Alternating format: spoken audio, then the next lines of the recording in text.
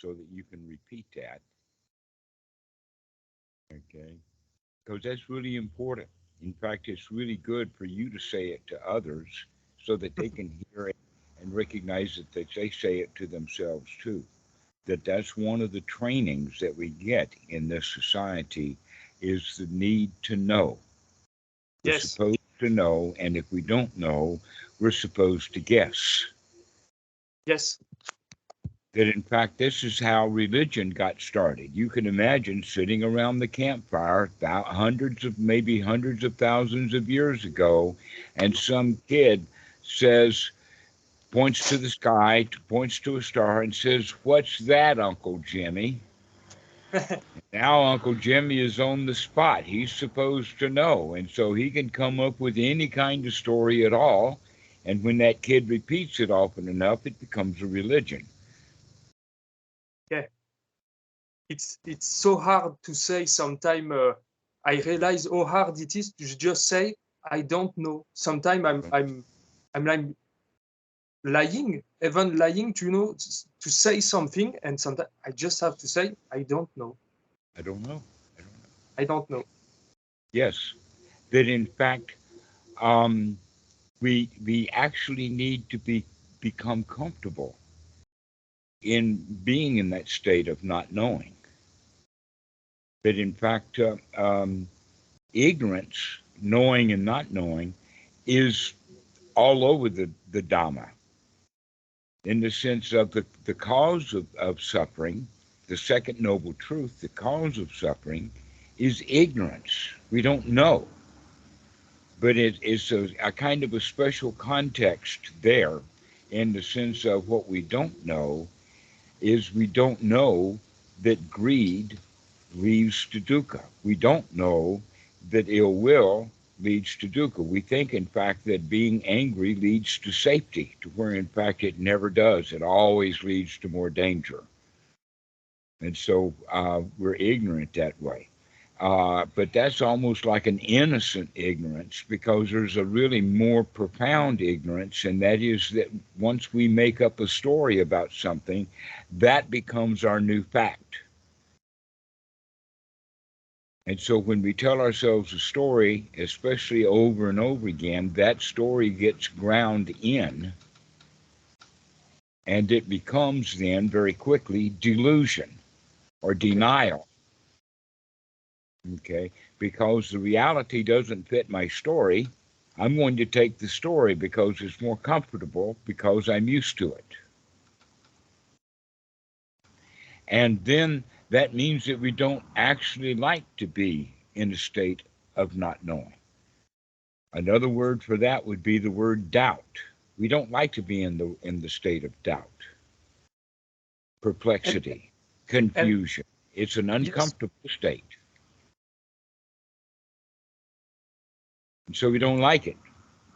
And so we will make up anything in order to plug in the holes so that we feel better. So on that starry night, when Uncle George or whoever is asked the question about the stars, he feels uncomfortable. He's on the spot. He's been asked a question he doesn't know. And he's already gotten to the position that he's supposed to know everything. He's the big uncle in the tribe. And so being on the spot, he makes something up. And all the kids see him do that, and they learn to make stuff up too. And then generations later, here we see mom and dad making stuff up, and we think it's okay to make stuff up. But in fact, we're supposed to make up stuff. We're not supposed to be unsure and in doubt, even if that's the reality. and sometimes you make something up, and then because you think it's important, but like week after you realize it doesn't matter. In fact, it's um, it's really empty. It's like an empty desire because you think it's important. I have to know. But sometime next week, I realize that I even don't remember When I what the forgot question was. about it, it doesn't matter anymore. I, I don't feel. Well, yes, yes, Yes. that in fact you could see how that's actually crept into our educational system just in my lifetime. In the old days, an examination was almost like an essay, or you had to actually write something. You had to actually answer the questions, and often the questions were long and involved. I remember, in fact, one of the exams that I got back from a professor. This, by the way, ancient history, and I remember it well because I got an A plus minus with the note of just answer the questions. Don't tell me everything you know. All right. So that's the point. That's the kind of idea that we get into is that the more information we add to the answer to the question, then the more complete the question is, to where often we become irrelevant. So the the point is then that modern test taking, they've changed it from an essay or a long drawn out question with a long drawn out answer. They ask multiple choice questions, which invite the kids then to guess. You see, if you don't know the answer for an essay question, then it doesn't matter what kind of crap you write down, the teacher's going to know that. But in a multiple choice test, we might guess right, so why not? So that's part of the reason why our culture requires us, that in fact they even require us to hold opinions about things. That you're supposed to make a decision about political parties or governments or nationalities or patriotism or you got to make a choice about the church. You got to make a choice about your religion. You got to make choices here, there, and the other place. But almost always these kind of choices are based in ignorance, guessing.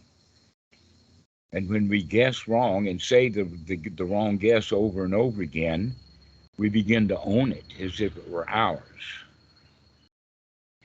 Here's a kind of a strange example of that. One of the reasons why in meditation retreats they instruct you not to talk to other students, especially about your meditation, is because someone will have an experience and they think that experience is something. And so they'll go tell somebody that experience, but then when they tell it as a story, and that's what the mind latches on to. So now if I tell somebody in the retreat about that experience, 5 years from now, when I remember that experience, I'll remember the story, not the actual experience.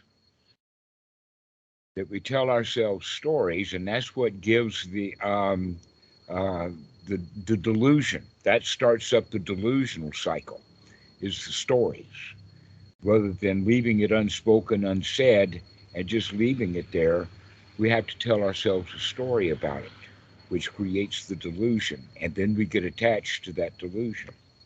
Now, here's something very interesting about the training that I had from Achan Po, was that he was fond of appearing to me in a kind of surprising way. One of the things he would do is he'd go stand in front of the kuti that I was in. I don't know how long, but he would stand there until I would come out. Whatever it was, it would come out. Maybe he was mentally calling me, I don't know.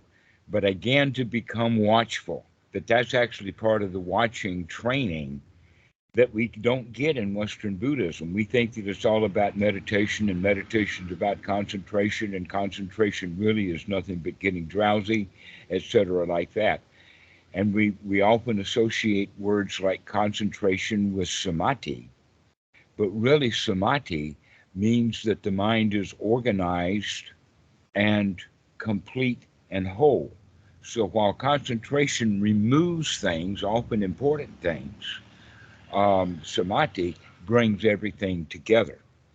The example is like a yurt, or I'll use the example of a Western teepee. Western Americans, they had out on the plains, they lived in a house called a teepee Yeah. that For little children, they'll have 4 poles, but really big teepees will have 20 or 30 poles on them. But one of the things about all the teepees is that the poles are tied off close to one end. That you can call the samadhi point, where everything comes together and is bound together. And then you take the other end of each pole and spread them out. And that's what gives stability. That if those poles were not tied together at the top, they'd fall apart into a crowd. Is that the single pointness they'll talk in the Dhamma? Well, yes, except that single pointedness is like kind of a thought to where what we're talking about here in samadhi is that the various parts of the brain or the various ego states are functioning together in friendship, as opposed to having an idea, oh, I need to go to town, oh, I don't want to go to town, oh, you've got to go buy this, oh, I don't want to do that. And so we get into arguments with ourselves, especially with this other thing about we need to know. We have to make a decision. We have to come. And so we get into an internal argument about it so that we can come to a conclusion because we feel comfortable when we've decided that, let us say that we haven't decided whether I'm going to go to town or not. Because of that, I'm insecure. I don't know whether I'm going to go to town or not. I haven't made up that my mind about it. But in the process, I'm going back and forth and back and forth and back and forth. I'm not unified. But if I make a decision, no, I'm not going to go to town, or yes, I am going to town, that brings us into a state of unity. Now I've made my choice. I've made a decision. I might change it later, but at least I feel comfortable that I've come to a resting place. Okay. Okay. Now, what the Buddha is actually teaching and what Achan Po worked with me was that he would come by from time to time, just close enough that he could speak in a normal voice or in a whisper even to get my attention.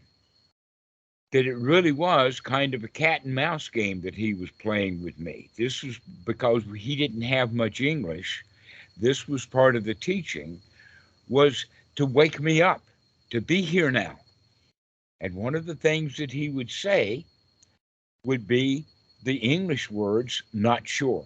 Can you imagine just standing there and some magical creature in your mind just walks behind you and says, not sure, and then walks right on off. And you say, oh, there he is over there now. Okay.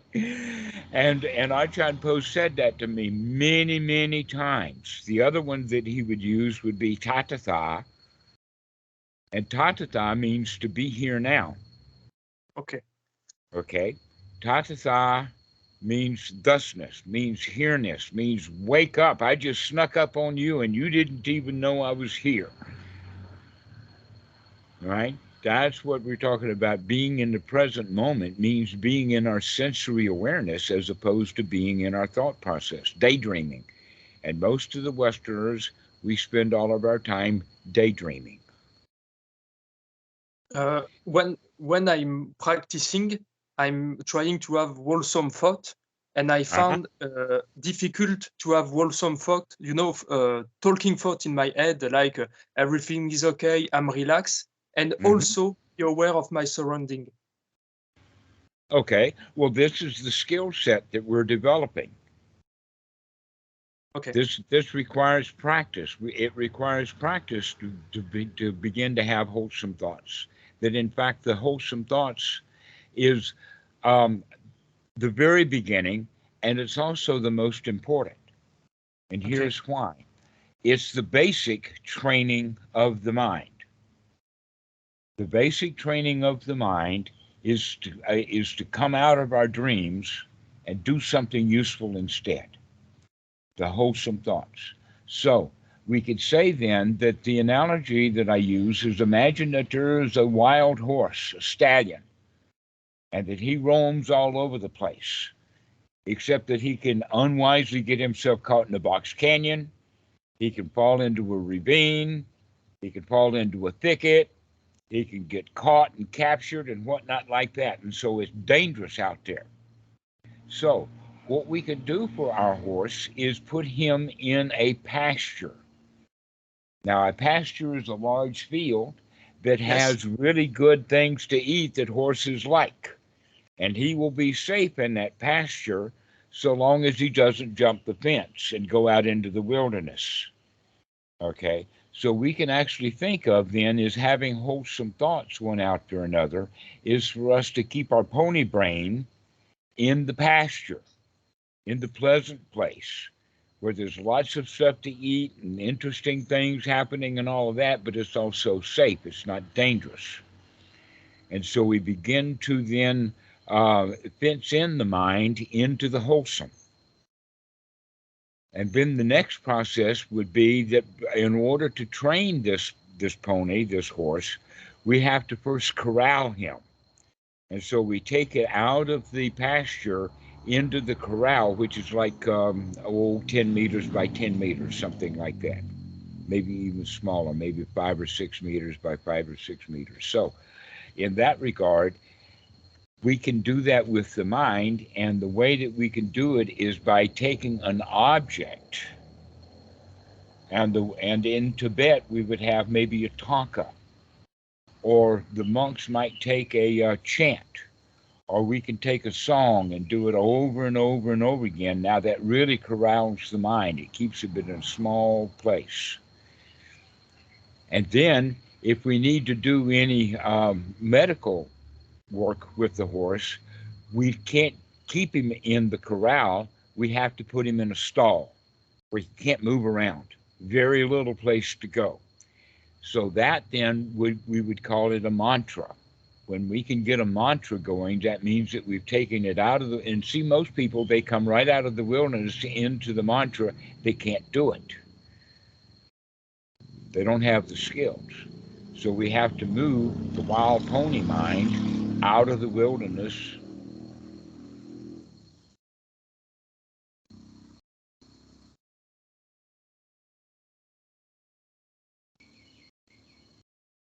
I can see you, Dhammarato. Okay, you're frozen. You can still Okay. hear me. Yes, I can hear you. Okay, so we have to learn to move the pony mind out of the wilderness into the pasture. And so long as it goes back out into the wilderness, we have to catch it and bring it back to the pasture. This is the first part of the training. And does that what you're saying, those kind of step, what is the time frame? It's like something you do each time, or is it something that goes along? Okay, here's the thing that for much of your career, you're going to start off with the horse out in the wild again. So the very first thing we have to do is to start bringing it back into the wholesome thoughts. But eventually we'll get good enough to where we can keep mostly wholesome thoughts. And so it's really easy to move it out of the wild back into the pasture. And so that's the place that we start. Then, in fact, the pasture is where first jhana is defined because Oh, there's more to do. Okay, that we, in fact, we were talking about samadhi a moment ago versus concentration, that there are several things that we need to get together in order to get the mind unified and organized. We have to work with the body, the feelings, the mind, and eventually the mind's objects. So we're going to bring the Satipatthana together in our practice. Another way of talking about it then is that you have been talking yourself into feeling bad your whole life. Now it's time to start talking ourselves into feeling good. Also, we have not been paying much attention to the breathing. Only a few people pay much attention to the breathing. Some sportsmen, some musicians, but only a few. Um, and so, what we need to do in our practice is start paying attention to what the body is doing, paying attention to what the breathing is doing, and paying attention to the body and the sensations of the body as they reflect to the feelings that we have, because the feelings and the sensations are very closely related. Some sensations we naturally like, and other sensations we naturally don't like. Not many people really love and enjoy the experience of a mosquito biting them, sticking it in, drawing the blood, leaving a whelp, and leaving off. Very few of us say, "Thank you. Wow, that was really good." No, we don't. Generally, we don't like it. Okay, so the body then, and we started not liking the body when we were 2 years old, when we were beginning to walk. Only a few people really enjoy and like the body that they're in, like accomplished dancers, some musicians, sometimes even sports people. They really, really like and enjoy the body. But most people, we try to forget all about the body. That in fact, our primary way of spending mind moments is either drawing pictures or telling stories. It's very, very much like a television set, and all we're seeing is the visual and hearing the auditory, where in fact we don't even smell the smoke that's coming from behind the television because it's actually on fire. You see, we're not paying attention except to the primary two of the visual and the auditory. But part of the practice for Anapanasati, and that I've seen that because of other experiences that I've had with psychology and everything, that a lot of the teaching of the Buddha is to help us to come out of our mind, which means come out of our visual, come out of our auditory, and start spending more mind moments with the body, to start paying attention to the body. So these wholesome thoughts that we're starting to talk about can be best seen as thoughts about the here now, where the body is, because the body is in the here now. The mind is often someplace else, like in Chicago, or maybe back in 1840, or maybe back into childhood or whatever, but the mind is just all over the place, where the reality is that the body is here now. And so when we're paying attention to the body, the thoughts that we have about the body are mostly thoughts about the here now. That's the right direction for us to go in, so that we begin to spend more wholesome thoughts with the body. And when we get very good at it, we can just watch the body and its various things without having to talk to ourselves very much about it. Okay. Back in the 1930s, when they had radio but no television, they would have a lot of sports on the radio. Baseball and boxing were two of them back in the 1950s. I was actually born in the area before television actually got big, and so radio and whatnot was still quite big in 1950 and 252. In fact, we were the first on the neighborhood to have a television, 1954. So before that time, the boxing would all be done on the radio at what they would call a blow-by-blow description, except that there is no way that you can give a blow-by-blow description and get every blow in real time. There's still a whole lot of stuff happening in that ring that the announcer cannot say. Now, what's happened when television comes in is that the announcers are still sitting in the announcer's booth, but they've got nothing to say because people are watching what's going on. If they are, or they're in a conversation. So this is basically what it means is that the body and the reality of the body is like the sport event or the play. And that we are often like the person in the audience that's not paying attention because we're thinking about something else. And so that intermediate place is let's go be the announcer and start giving a blow-by-blow description as best we can of what's happening right now. Become that radio announcer. Start watching, in breath, out breath, seeing, I can hear. This is what, cicadas, this is what we begin to do. We begin to get into the present moment, begin to get into the body, and stop having so many past discursive thoughts or so many pictures to live in. In fact, we become now feeling oriented. We begin to pay a whole lot of attention about the way that we feel. But we still have this discursive mind, and we're going to learn to control it so that it has the kind of thoughts to help us be in reality and feel in reality the way that reality wants us to feel, rather than the habits that we're in feeling. This is why we would want to have wholesome thoughts like, wow, that's a good breath. Or, wow, no place to go and nothing to do. And I can just sit here and I can feel my butt on the chair and I can feel my feet on the floor. I can feel the wind on my shoulder, I can feel the shirt if I'm wearing one, and just be in the present moment, receiving input, being in a state of consciousness. And we need to practice this until we get pretty good at it. Would it be like step 3 of Anapanasati? I would not put Anapanasati in steps. That's in fact the problem. Instead, if we're going to look at steps, let's look at the Eightfold Noble Path, because that's really, really laid out well. And there's also the Sambojana, the 7 factors of enlightenment. Now, the difference between the Eightfold Noble Path is the Eightfold Noble Path talks about the skills that need to be developed. Thus, one trains oneself. Okay?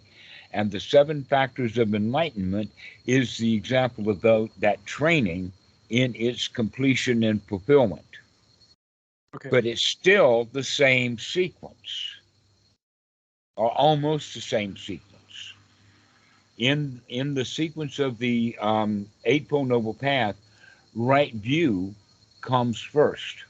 Why? Because if we got wrong view, we're not even going to practice.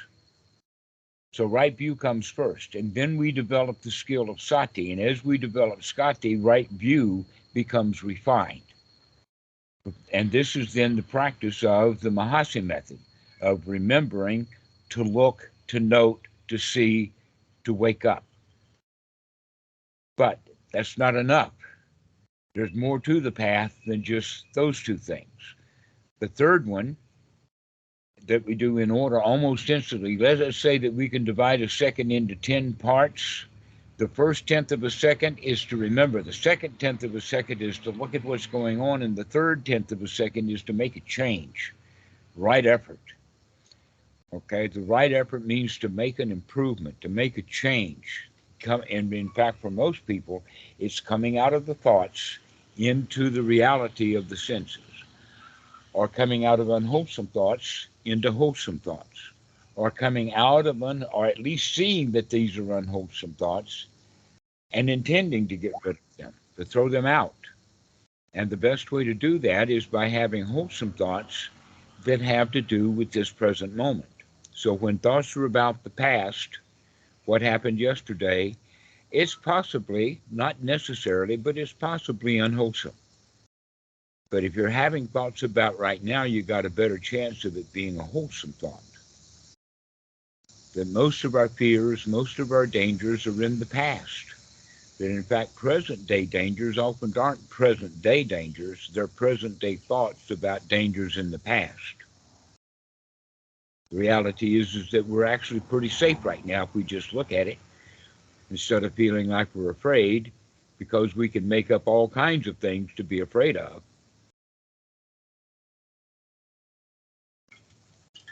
And the reality is that there's nothing worthy of being afraid of right now. I could feel peace and relaxation and comfort and joy if I allow myself to, if I instruct myself to.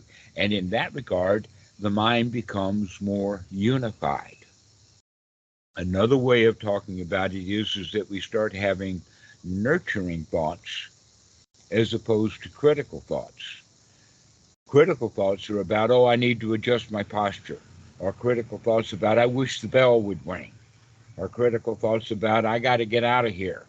Or unwholesome thoughts are basically critical thoughts, trying to find something wrong so that we can fix it and feel better. But if the things are already okay the way that they are, then we don't really need to fix them.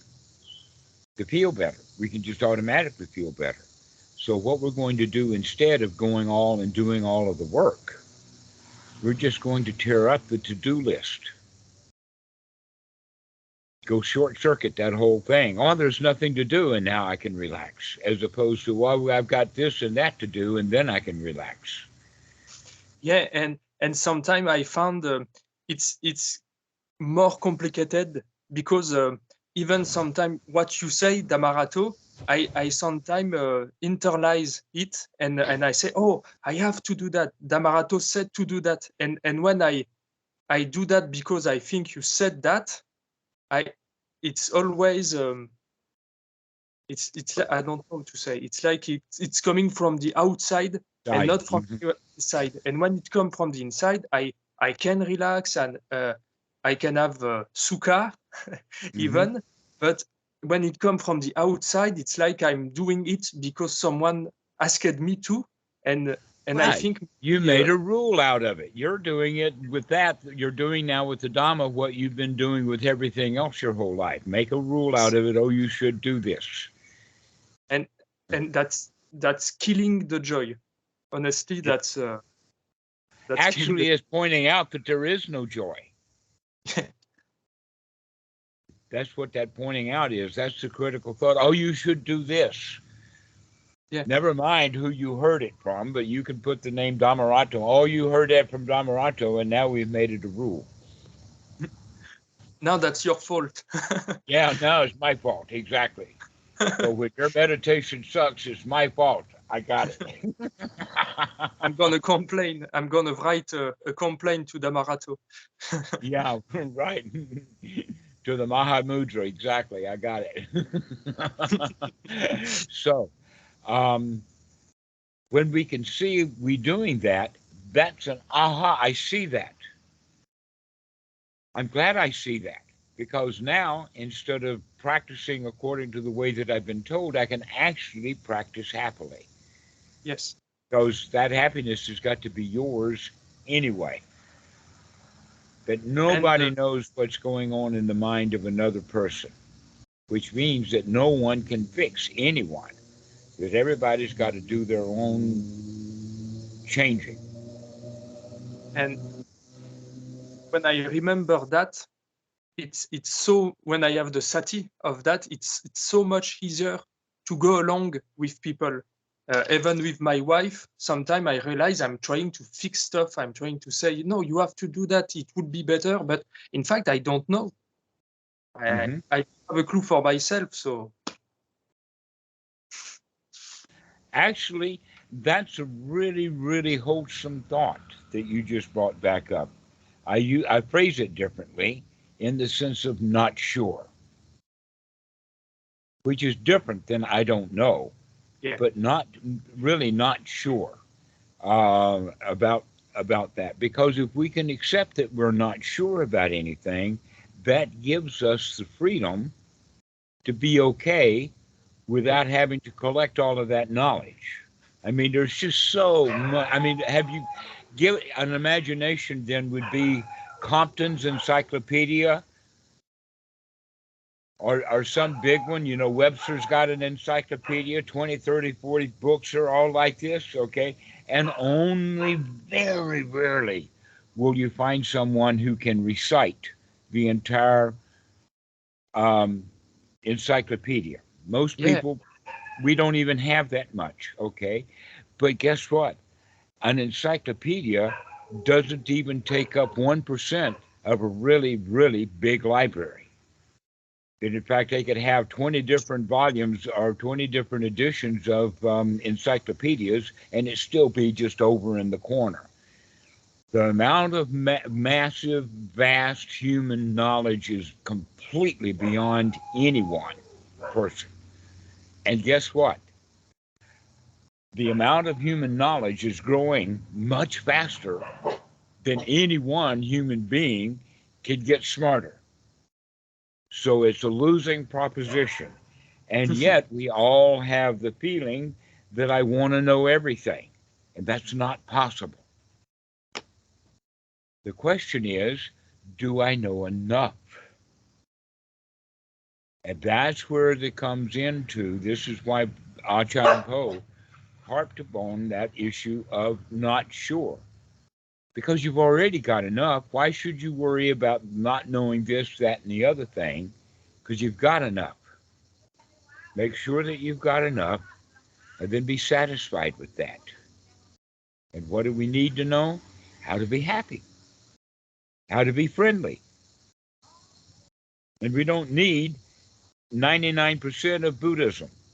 That, in fact, going back to that encyclopedia, all of the Pali Canon stuck together is much bigger than any encyclopedia set. A whole bookcase full of stuff.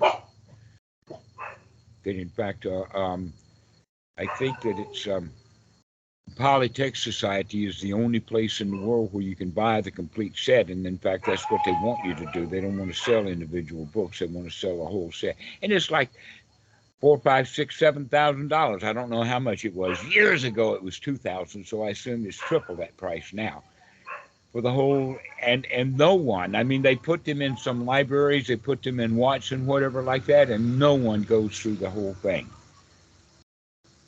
And yet, how many people say, I ought to? I ought to go read the whole thing. I might learn what I need to know. And so we were all, go ahead. No, I wanted just to say that it's like, the FOMO, the fear of missing out. Say it again.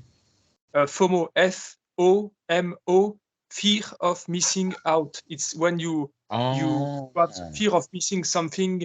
Maybe it's in the next page. Yes, the fear of missing out. Exactly. Let us say that that's a more common point of it. But it all comes from the issue of that we're supposed to know. I mean, that's why we were put in school, and that's why they test us.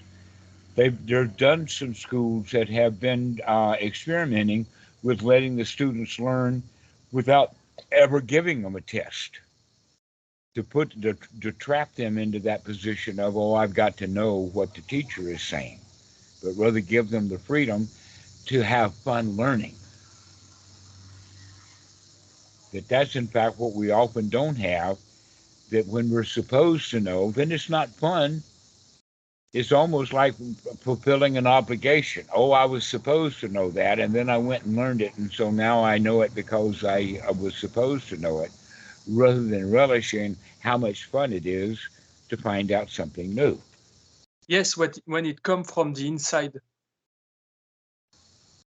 You want to do something from the inside, other than what you say. It's more like a rule. Sometimes you have to know. Exactly. It's based upon feelings. In fact, you're talking about it from the inside and the outside, which is most commonly the way that it's done. But look at it from the perspective of, we do it because we're supposed to know it, which is coming from a criticism. It's coming from a one down place. It's coming from an ignorant place. And that when we do it from the position of joy, then it's fun to learn. And so it really is a matter of the feelings. The question is, where did our feelings come from? Do we actually have permission to joyously find out something that we don't know? Or are we supposed to already know it? Because that's when it becomes a rule. And as you're saying, that rule came from the outside. Dhammarato's rule, you got to have fun in life.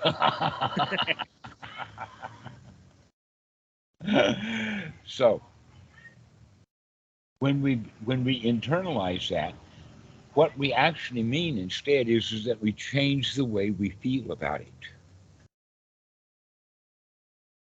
Because we are almost always on the defensive about the outside. The outside has always been the source of all of our dangers and problems.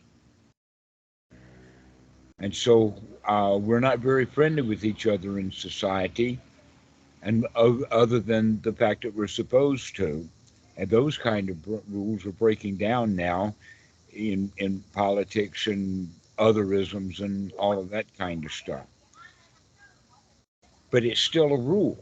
You're supposed to behave yourself in public. You're not supposed to act the way you feel. You're supposed to act correctly. Right? Well, here's the whole idea of the Buddhism. Why don't we change the way we feel and forget about that rule? Change the way we feel so that we feel good, safe, comfortable, and friendly with our environment, including all of those who come into that environment, as if everything was already okay. And the answer is because I'm not sure, I don't know, it might be dangerous. Okay? And the answer is, can you be not sure and still feel safe? That's the issue. That let the doubt be just doubt without having it to have that feeling component of fear. That we conquer that, or we are able to control it.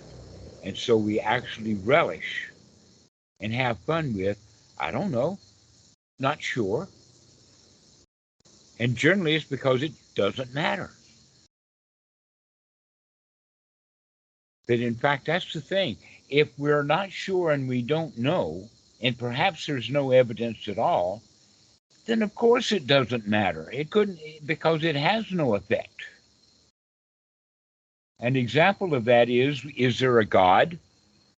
Well, I'm not sure. Nobody is sure. In fact, there are so many definitions of the word God, we're not even sure we're talking about the same thing.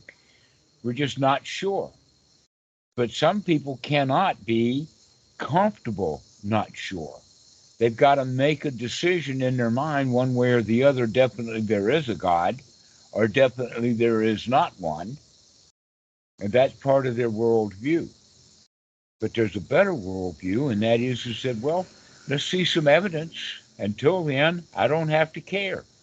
I don't know and I don't care.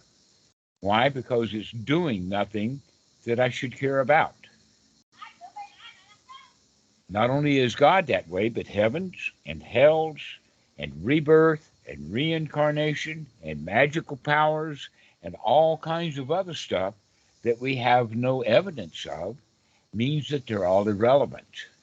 If we have no evidence of it, then instead of wanting it to be true, we could just say, not sure, never mind, don't care.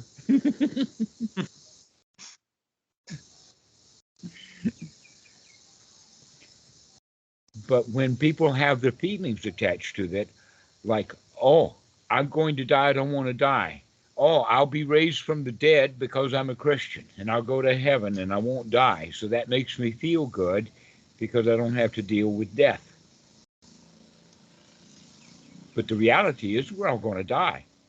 Can you do it happily? We'll play with it. Because in fact, we don't even know what it is. I'm not even sure what death is. We don't know.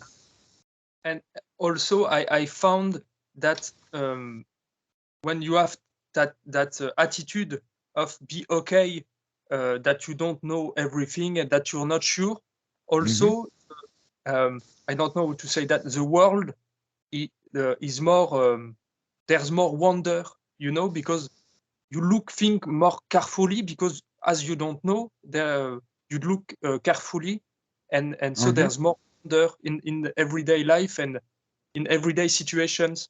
Sometimes you would just walk like you used to do because you know that tree, that tree. But like it's like I don't know. It's not the same that before. I don't know. It's not. Everything is changing, right? So that word that you used, wonderful, we can actually change it back to the original of wonder filled. This world is filled with wonderful or wonders, which means that Yeah. we don't know. Let's go explore. Yeah. And let's do so safely. Most people have the wonders, but they're full of trepidation, they're full of fear. And so they're afraid. And so they Yeah. have to go find out because it's a rule, all you ought to know. And so they go into it through fear rather than through that state of wonder. And this is actually that I would say that that's what Achan Po was actually trying to develop when he would say, not sure, he was creating the state of wonder. And I'm a composer, and Mhm. in my work, last before I was really trying to harness my creativity, to be sure I'm gonna find something good, to be sure I'm gonna find something that works. But nowadays, sometimes I'm just I find it wonderful that sometimes, boom, it's like that new idea, and it's working, and it's harmonizing with the other idea, and I don't Uh-huh. know where it come from. And sometimes I really want to know, because I want to reproduce it. I want to be able to do it every time. But sometimes I say, hey, that's wonderful. I don't want to make it another rule. In fact, yes, that's the phrase I'm gonna remember. Not making a rule. Hmm. Okay, so the analogy that we can use with there is that by trying to trap that creativity, that you're Yeah. actually closing the door to try to contain it, to where in Yeah. fact that's the very door that it will come in next. We don't Yes. know where the creativity comes from. We're not And sure where creativity comes from, but when we stay in that state of wonder and creativity, then creative thoughts will arise. But yes. when you want them, when you're supposed to have them, when you're looking for them, hard to find. Yes. And so I don't know if you have, I'm sure you know, but I'm sure you know the book Zen Archery. Zen and the art of archery. Yes, and the Zen master said, when he shoot, he said something has shoot, you know. Hmm. And so And I'm then, trying the same attitude I'm composing. I love to say something has composed. hmm, yes, and so as the archer shoots the arrow, his job is to do the shooting correctly. Yes. And there's a lot of little details involved with that, including how he holds the bow. An Yes. example is pulling the arrow out and notching it while the bow is up. By stretching the bow out, we then release it. The other thing is that in the Zen they use these two fingers, to where in the West they use all of the fingers Yes. because they want to aim. With Zen, we don't aim. The aiming is done naturally. We take a bead and we shoot immediately. We're not trying to get it right. We're trying to release the arrow. And that if we have very little tension in our fingers, then we can release it and the arrow will go true. But if Okay. we have our fingers around it, rolling the fingers off is actually going to make the arrow swing a bit to the right. And so these are the things but here's the important point. As soon as the arrow is let fly, in the West, everybody will watch the target. But in these, they're not competitions, they're exhibitions. Yes. They don't compete with each other for who hits the target. And so everybody in Japan is now going to keep their eyes focused on the archer as they see him finish the shot. By not paying attention, he's either going to redraw another arrow, or if he's just taken this one shot, then he's going to compose himself and walk off the stage and not even bother to look at the target, because the air is the owner of the arrow. The arrow and the air are now married together, and the archer is finished. His job was to release the arrow, and once it's in the air, he's got no control over it. So could we say that in fact we are creating the condition um, the condition of success, but we are not doing it, because when we release the arrow, it's up to it's not in our power. So we are like creating the condition in which the thing will or not appear. Yes, exactly so. And so, a way that we can use that analogy that's in that book on the Zen and the art of archery is to recognize every word we speak is kind of an arrow. that we shoot. And if the form is right, if the process of forming the words and shooting them out is wholesome, then that's the only thing that we can do. We cannot actually tell where it's going to land, not sure about actually where the word lands, but we can, in fact, be sure that we're doing it wisely, wholesomely. And so Okay. that's, good, right. So doing it correctly is what Zen and the art of archery is all about, not getting the right results. It's the process. Is getting the process down Okay. and not sure about the outcome. It sounds so much like the composing job I am doing. Yes, exactly. That It's in fact, the beauty of that particular composition was the way that it was being composed in the moment of its composition. What actually you or Beethoven or Chopin or whatever they were doing with that chord sequence and whatnot like that, or maybe even Tchaikovsky, is that's it. You can hear that stuff in your mind and then you write it down on the paper, and then other musicians can work together to get that sequence that you had figured out as a composer. I did, by the way, take one course in composition. I was not very good at it, but I've taken one course in composition. In fact, we spent almost the whole time decomposing César Franck. I don't know him. Well, he was French, but he was actually, I think, a student of Ravel. Okay. Okay, and César Franck was very, very good at chord progressions.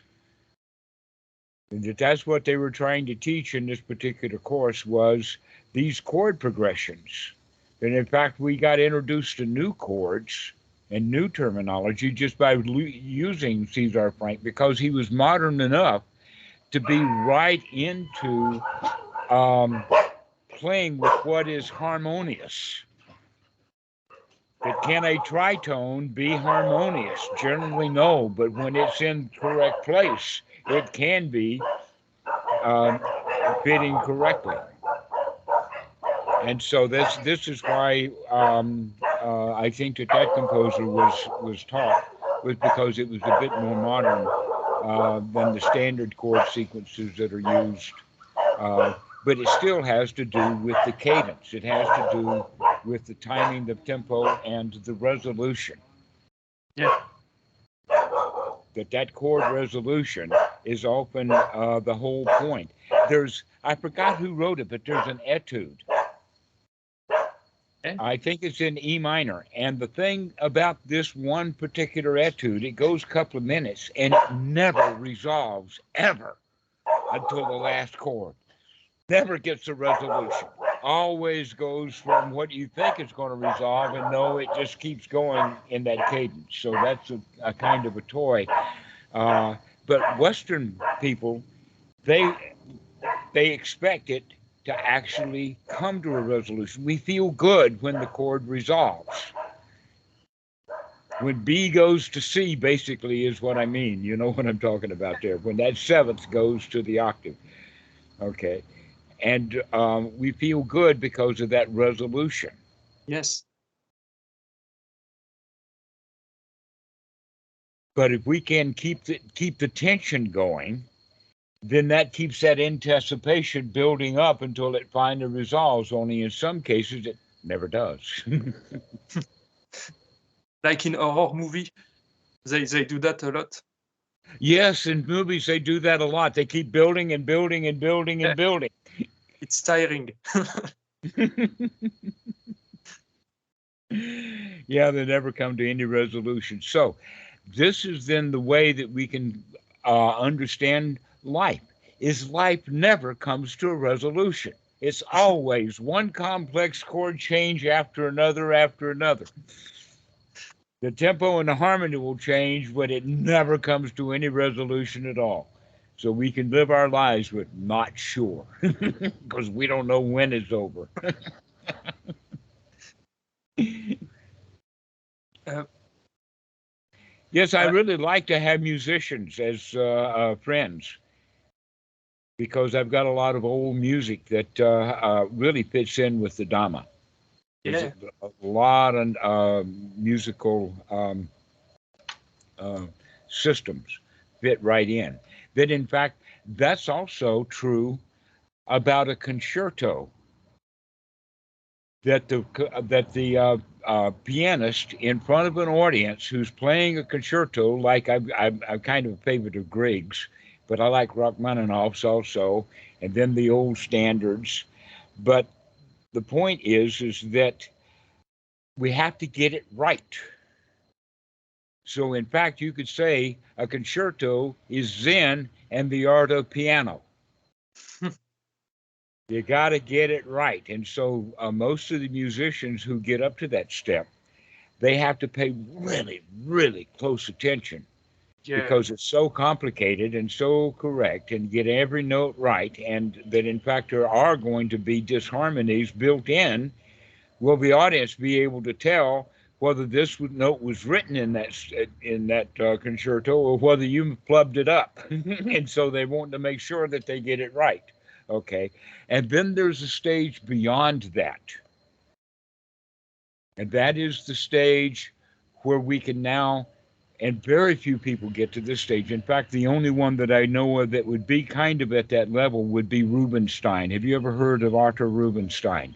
no, sorry. Okay. Arthur Rubinstein's been dead now for 40 years. And so, but back in the 70s, he was in his 90s then, and he was really, really world famous. But we on YouTube, there are a few Okay. um, um, videos of him playing. And in a way, sometimes it looks like he's asleep. And at other times, he's just all over the place. It's really amazing to watch a really, really old, accomplished musician. You can have There's a, fun. yes, he affects the audience. His personality is now the dominant part of that, not getting every note correct. And so, this is what we mean by play. So, in the beginning, for our meditation practice, we do practice just like you practice the piano or the violin. And the violin practice is different than the piano practice. Why? Because the violin's practice, you've got to get the note right first. On a piano, all you have to do is hit it and it's right. And we go from there. But with a violin, getting that thing in tune is the first thing that a child has to learn. But that builds into the fingers so that they know next time where the right note is. And so that whole quality of practice then basically is getting the young student ready to do a recital. Now, what is a recital? A public performance. When the kid is learning, you probably remember this yourself. You don't want even mom in the room when you're practicing. You want to do that alone, Yeah, right? Yeah. And not only that, but there's a certain amount of joy that if we don't get the joy out of the music right from the very beginning, then we're not going to continue. Many times kids will stop after 1 or 2 years, and they do, and they stop when they do because that mom finally lets them quit. But their heart wasn't in it from the first lesson. yeah. And so this Uh, is also the quality that we're looking for. Let's get our heart in this practice of anapanasati. Let's get some value out of it. Let's like to do it, because otherwise we're not going to keep doing it. But once we get the student to the point of liking it, now he's practicing to get ready for that first performance. And when we walk into that recital, we want to make sure we get every note right. And we stay in that place for about 20 years. And eventually we learn to play our instrument in the sense of having fun with it. And that's also the sequence that we do, that we practice alone to get ready to go meet the world so that we can perform with happiness and friendliness in the world. But when we get good at it, it becomes like second nature. And now it's all a joy, all a play. Everything is easy peasy. because we've gotten the performance skills down that came from practice. And so music in that way is exactly like anapanasati, except that the musical instrument we learn to play is life itself. That your whole life becomes a musical. And so that's a good way to talk about it, is that it's just a play. Everything is okay. And we don't have to know everything. Okay. And sati, like the first beat of the measure with the in breath, and the out breath would be maybe the third beat on the measure.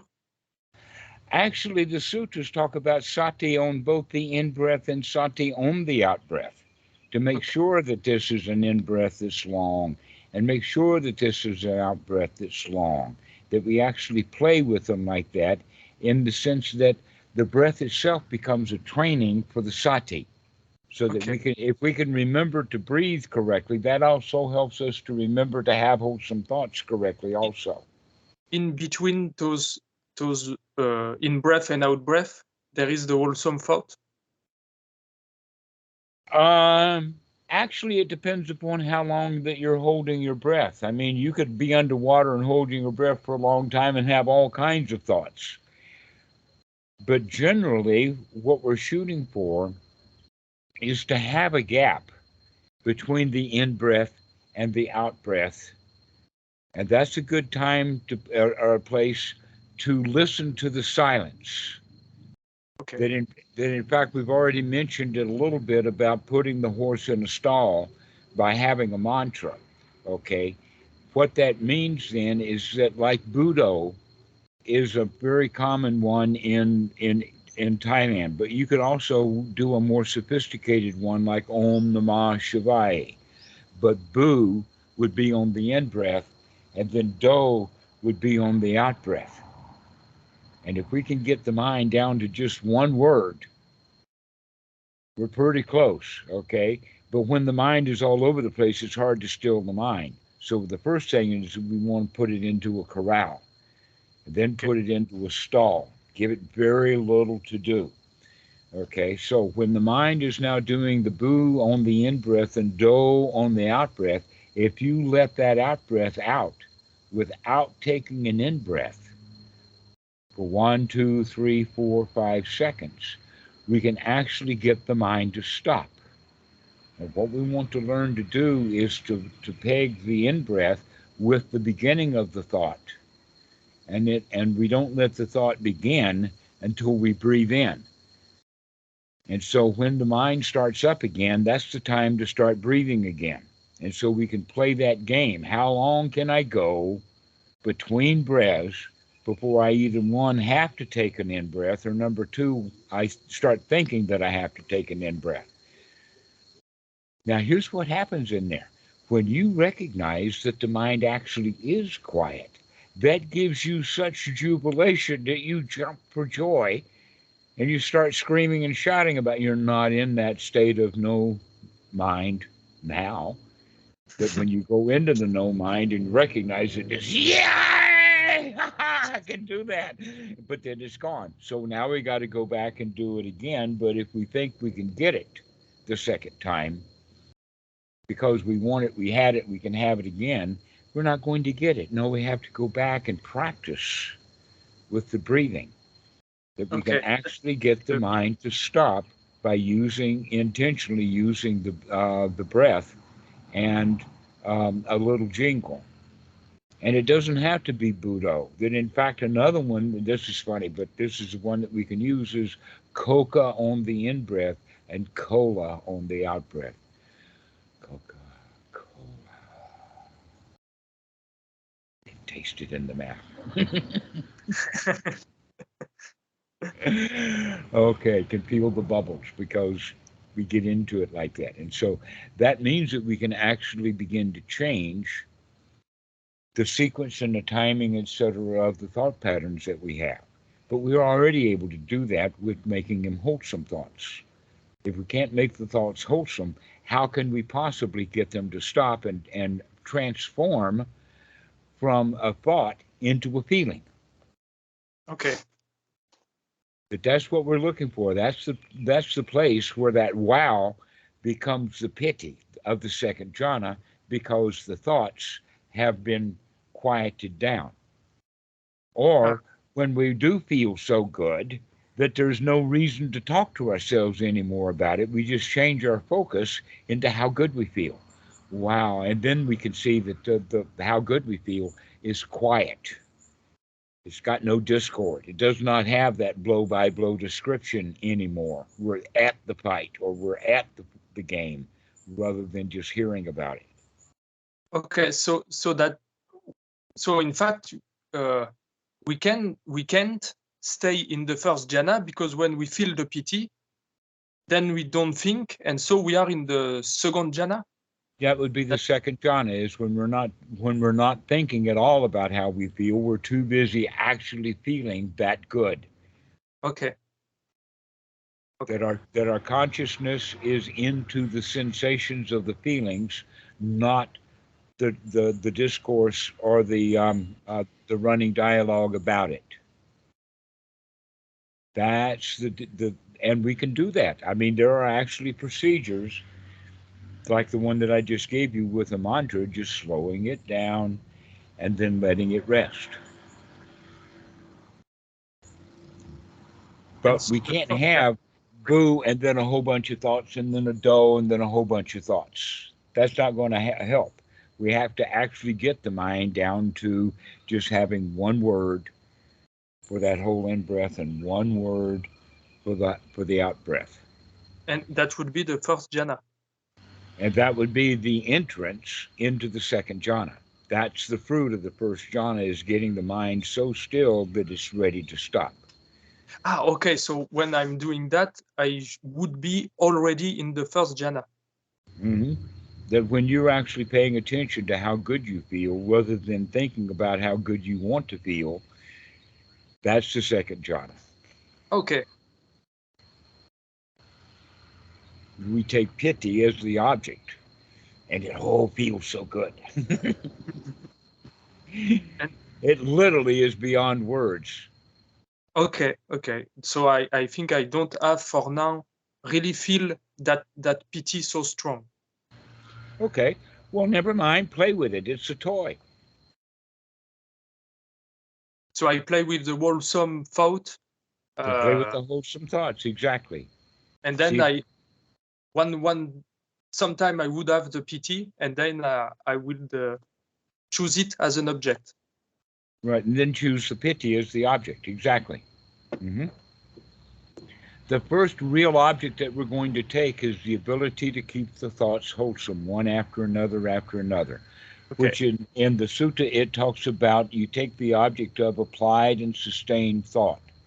Yeah. In other words, we're going to keep it wholesome and keep it wholesome and keep it wholesome and keep it wholesome over and over and over again like that. And then when the good feelings corral, or let us say, kind of push those thoughts out of the way. In other words, you feel so good that it's hard to talk about it even. And so those are the two ways then of going into the second jhana. One is by the Buddha method that I was just telling you, and the other one is you do in fact then take directly, intentionally take objects of how good you feel, rather than your object of telling yourself how good you feel. You stop telling yourself how good you feel and just feel. Ah. It has no words to it, but it does have ah kind of word in there. Okay. Right. And so you can actually get in this state when you're composing music. It's called a flow state. And you guys have probably already talked about that. You can get on a roll. Yeah. Hmm. By applying the mind to it, and then it just kind of takes off. Yes. But I don't know. I always it's another rule, but I always thought it would be maybe unwholesome because I'm not aware of my surrounding. I'm very absorbed in the composition. Well, I would not say that that would necessarily be an unwholesome state, but it would be a narrow focused state. Yes. And that's okay. But we can call that concentration. But now here's the point. If you're in that state and the piano leg breaks, is that going to be enough to wake you up? How about your apartment burning down, or maybe the cops are breaking through your door? They could break that concentration. So here's the point then. Here you are composing, and maybe a little brother or a daddy comes into the room, or maybe the baby is crying down the hall, and we barely let it in. And so we keep on doing what we're doing because we're not really aware of what's going on around us. Okay? And so know the difference. Now, I'm not saying one's better than the other, but not knowing, that's in this regard. And when we're saying we're not talking about not sure in the sense of information and knowledge, we're talking about that we do at least know what's going on around us. That I can be in that flow state. And also, um, here's an example would be martial arts. That when somebody is in that flow state, that means they're really here now. And when somebody's not in the flow state, he might be in that ring, in the boxing ring, but he starts thinking about Aunt Susie or Uncle Tommy or something like that, and he's going to get a face full of glove because he's not watching what's going on. Okay? So that means that when you're in composing, it would be better for you to be in a safe place rather than a dangerous place. Yeah, of That course. would be my advice, is be in a safe place. Close the door and be alone when you're composing. Okay. Because then you can, in fact, concentrate. You can take your mind and put it on what you want to put it on without fear of the danger. This is, in fact, why the Buddha talks about seclusion so much, is let's get ourselves into a state or into a place that is safe. The place itself is safe so that we can get into a feeling of being safe. That in fact being in a feeling state of being safe will possibly allow you to go into that flow state where we can compose. Yeah. Because you're really looking at what's going on. You're really noticing, but it is focused in chords, tempos, music, instruments, and that kind of stuff. But now we can also take that same skill and come and sit in Anapanasati and let that same music be the reality, be the trees and the wind and the everything that's around us. And so we can begin to see the music and the harmony of the reality that we're living in also. This is kind of what the Buddhists mean when they say, make me one with everything. That's a joke. The Dalai Lama went to the UN to give a speech, and when he was there, he went out on the street and went to the hot dog vendor and says, make me one with everything. Oh, I don't get it, I think. Okay. Make me one with everything is a hot dog story about I want the bun and the mustard and the pickle and the slaw and the Hormel or whatever it is. Put everything on this hot dog. Okay. Okay, that's what it's actually meant. But when the Dalai Lama says it, make me one with everything, he's talking about a different level of reality. Oh, okay. Okay, I see. All right. Okay, so in that regard, make me one with everything in the sense of this music right now, that this is my everything. And then we can also sit on the porch and then also become one with the bigger everything, the great big And thing, everything, and the so Dhamma. Go yeah. ahead. And so when we are one with everything like that, there is no self. There is no self, exactly. And there's also no thinking much. It's experiencing or taking data in. The mind moments are about sensory input, being in the body, being in the here now, and very little mind moments of telling ourselves a story about it, either a blow by blow or just off someplace else. Okay. So in fact, we need to practice this getting out of the thinking process so that we can actually spend more time doing input rather than processing. That in fact, we can talk about this later on our next call because I'm Yeah. beginning to talk about Paticca Samuppada now. Okay. But the point is that if we can stay in input mode rather than processing mode, we wind up not falling into bad feelings. We just stay in reality. Okay.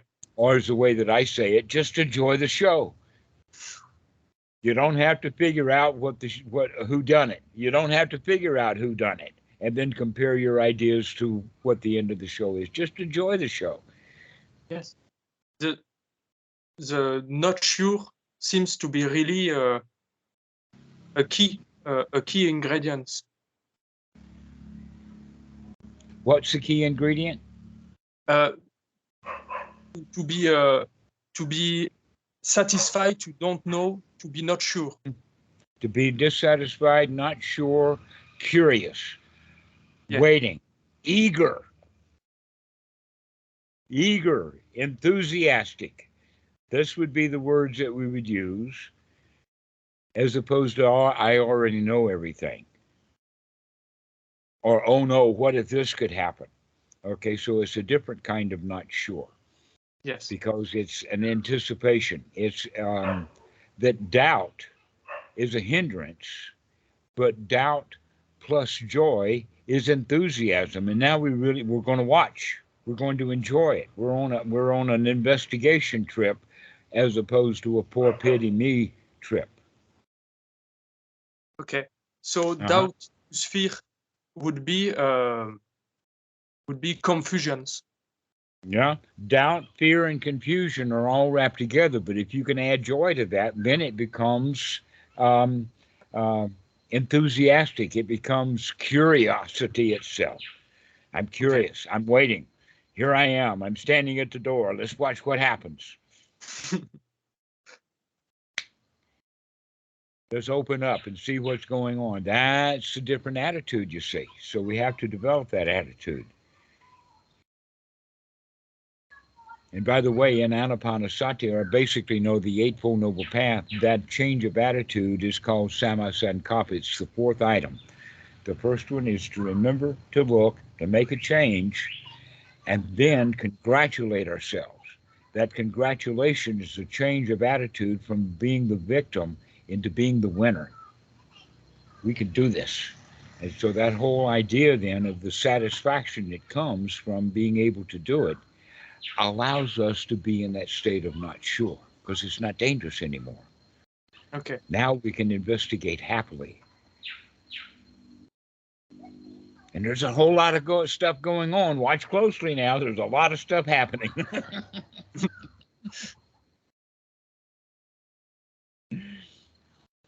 Okay, Martin, why don't we finish now? This has been a really good talk. I really enjoyed this. And I Yes, hope to thank see you, you again soon. Me too. Okay.